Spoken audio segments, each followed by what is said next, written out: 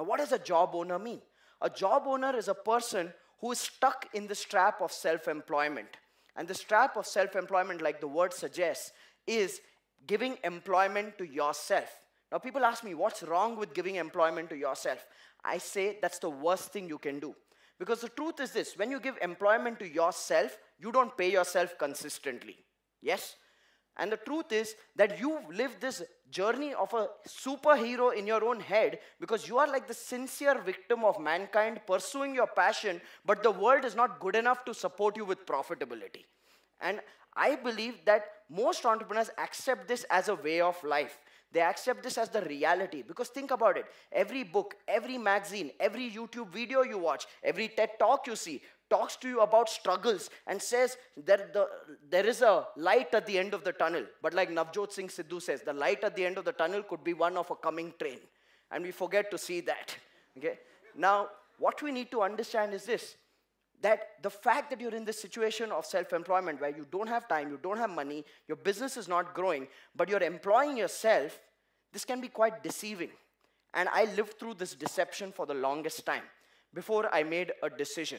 I made a decision of re-education. I went across India and I interviewed 300 business leaders from across sectors to learn two things. What is the psychology of building a successful business? What are the systems of building a successful business? And while I was in debt, I went all across Asia and I invested in my re-education, learning from some of the best teachers and trainers in the world. I invested 40,67,000 rupees in my re-education while I was in debt. And everybody around me was telling me, are you crazy? And I used to say, I'm not crazy, are you crazy?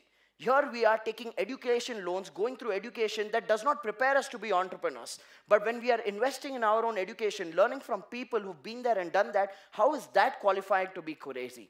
And this journey of 16 months of re-education transformed my life fully. And I realized that there were some classic mistakes I was making which most self-employed people make. The first mistake that I was making was hopeful optimism. Now let me tell you this. I probably am contradicting every speaker, trainer, coach, self-help guru on this planet by saying hopeful optimism is actually poison. Because it makes you feel that someday, somehow, miraculously, something will become fine and life will change. The truth is, life doesn't change unless you make decisions. And I see a lot of people avoid decision-making in tough times, and they go with the flow, or probably meet a few astrologers to ask them how their future is going to turn out. Now, you know when a person's meeting an astrologer based on the number of rings they are wearing in their hand.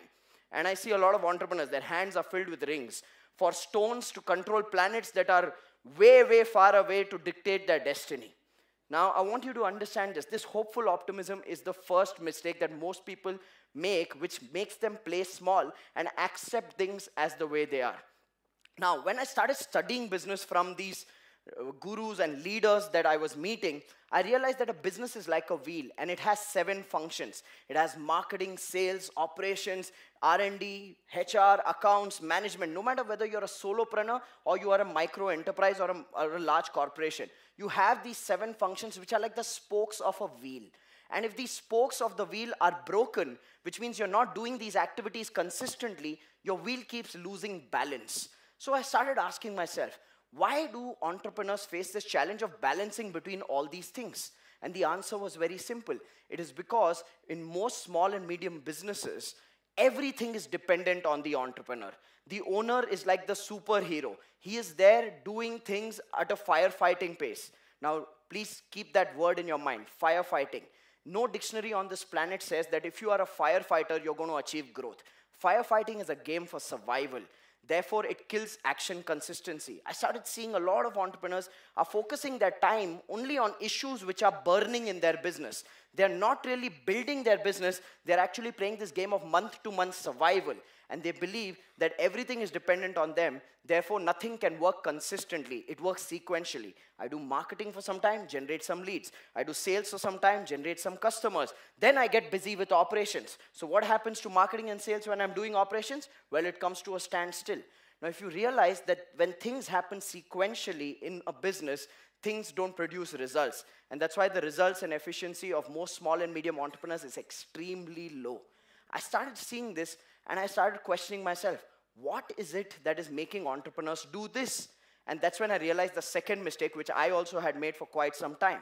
the mistake that if being the best in your team. Now, I always say this, if you're the best on your team, that's the worst for your business. And a lot of small and medium entrepreneurs take pride in being the best in their team. Like they say, I'm the best salesperson, I'm the best marketing person, I'm the best product person, and they end up doing everything. Now, if you're the best, that's the worst for your business because you can't do everything simultaneously, and you will naturally focus on the crying baby only, which makes sure that you're stuck in that survival game. Now, this mistake is a cardinal sin in business. And then as I was interviewing more and more business leaders, I started getting more and more convinced that the best thing for a business is if the entrepreneur is not involved. Now, this is very different from the traditional notion that you got to be fully involved in your business. And the entrepreneur, if the entrepreneur is not involved, the entrepreneur needs a team. But I saw another mistake that a lot of entrepreneurs were making. They were making the mistake of not hiring because they looked at hiring as a cost. But I figured it out by interviewing these 300 business leaders, that if you think hiring is a cost, not hiring is costlier because you get sucked into the business and you're playing this game for survival. And even better, I see some entrepreneurs who go out there looking for cheap talent. Now, if you understand this word cheap talent is contradictory. There's nothing called cheap and talent. And the moment you hire cheap talent, you yourself subconsciously convince yourself that you cannot expect results from this person. So you end up paying salaries and doing the work by yourself. And I qualify this for a national award. Because think about it. No university pays you a salary and teaches you except for entrepreneurs. Okay? So the truth is this, that as entrepreneurs, we need to step out. We need to step back. And then from there, avoid this massive big mistake, which is focusing on the customer. Now, we've been taught this. Customer is king. I say that's a lie. If you don't believe me, sit in a negotiation meeting with a customer, you will realize they have no traits of a king. Okay? That's the truth. Now, we've been taught this again and again. Customer is king, customer is king. So I see a lot of small and medium entrepreneurs. The moment they give their customer gives them a call saying, come, I need to meet you. And if they have a team meeting scheduled, most small and medium entrepreneurs would cancel out on that team meeting and run to the customer because they are customer focused. And I always say this, if you're customer focused, you're losing out on building a business. You're just landing yourself in the trap of self-employment. Now, some entrepreneurs argue, but my money comes from my customer. That's not the truth. Your wealth comes from your team. A successful entrepreneur is more focused inside rather than outside. A successful entrepreneur is more focused on building teams, building systems, building strategies, rather than running behind the customer. Because think about it, if you're running behind the customer, then technically the customer has hired you without paying you a fixed income. And most of the times you are like a free advisor to the customer because your customer treats you like Google. They just want information. They don't want to give you a check and create transformation in your life. So the truth is this, that any successful business owner has different behaviors in comparison to business owners who are struggling and playing this game for month-to-month survival. And the big difference is successful business owners are focusing on building teams, building systems, building strategies, rather than personally running behind the customer. Now, as much as I like to say this again and again to entrepreneurs, I know entrepreneurs play this game of fear. Because for them, month-to-month survival becomes a question. And this is where it brings me to the larger question. Why did you choose entrepreneurship? You did not choose entrepreneurship as a path with a big goal and a big vision saying, I want to make sure I pay my salaries on time. I want to make sure that I pay my EMI or my credit card bills on time. That's not the big vision you started with.